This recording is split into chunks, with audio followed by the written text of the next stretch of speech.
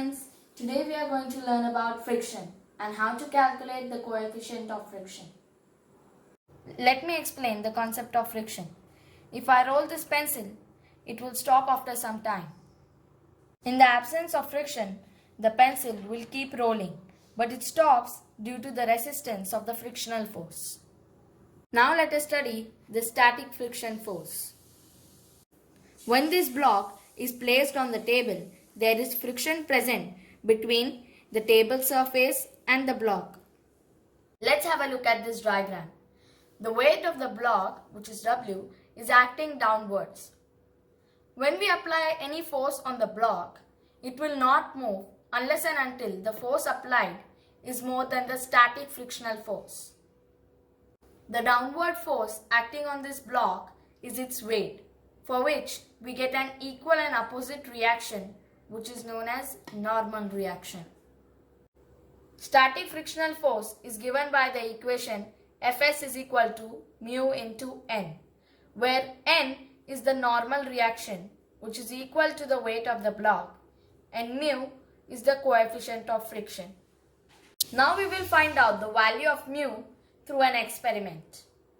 Materials required for this experiment are a wooden block, some slotted weights, a spring balance, and a pulley. Let us measure the weight of this block using a spring balance. Place the hook inside and hold it tight. It measures 400 grams.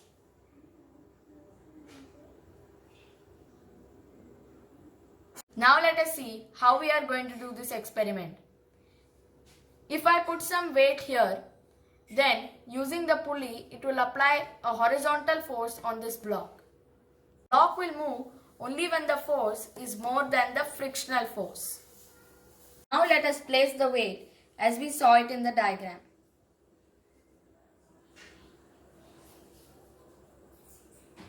Place the 50 gram as our applied force.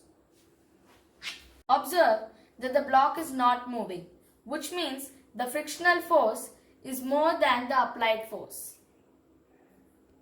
Now let us add one more slotted weight of 50 gram to the applied force.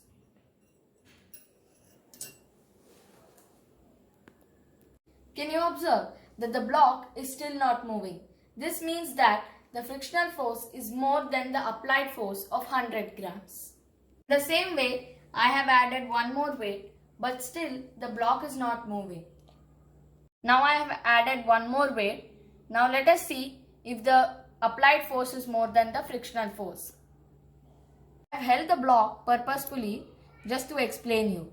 If the applied force is more than the frictional force, the block will move. Do it one more time. The applied force is more than the frictional force, hence the block is moving forward direction. Do it one more time. If I release my hand slowly, the block starts moving. I have taken 4 readings every time we have applied 50 gram of weight.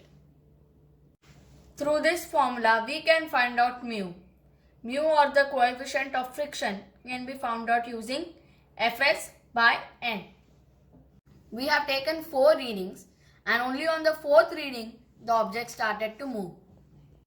We have 4 readings. In the first reading, the applied force was 50 gram. In the second one, it was 100 grams. In the third one, 150 grams. And in the fourth one, it was 200 grams. We do not have the exact value of the friction force, but we have 4 readings. And only in the 4th reading, the block started to move. Only in the 4th reading, our block started to move, which means that the coefficient of friction is less than 0.5. In the 3rd reading, the object was stationary and the coefficient of friction was 0.375, which means it is more than 0.375. If we have more precise weights less than 50 gram, then we can get the exact value of mu. Right now, our mu value is more than 0.37 and less than 0.5. If we have the exact value of force when the object started to move, then we can find out the coefficient of friction more precisely. Thank you for watching this video. I hope you liked it.